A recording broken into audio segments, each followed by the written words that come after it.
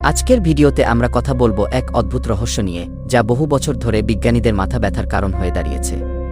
আপনি জানেন কি, পৃথিবীতে এমন এক শহর রয়েছে যেটি নাকি একদিন অদৃশ্য হয়ে গেছে।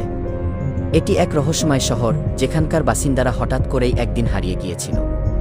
এই শহরের নাম ছিল ক্যাম্পটন।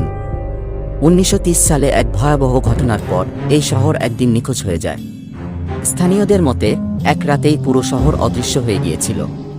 কোনো প্রমাণ ছিল না, শুধু কিছু অদ্ভুত অঙ্কিত ছবি, যা শহরের শেষ দিনের কথা বলে। অনেকেই বিশ্বাস করেন এই শহরটি কোনো অজানা শক্তি দ্বারা শুষে নেওয়া হয়েছিল। কেউ বলেন এটি একটা টাইম ট্রাভেল সিস্টেমের অংশ ছিল, যেটি হঠাৎ করেই চালু হয়ে গিয়েছিল। কিন্তু এখনও পর্যন্ত এর কোনো সঠিক ব্যাখ্যা পাওয়া যায়নি। বিশ্ববিদ্যালয়ের বিজ্ঞানীরা বর্তমানে এই শহরের অব্যাখ্যাত রহস্যের সমাধান খুঁজে বের করার জন্য কাজ করে চলেছেন।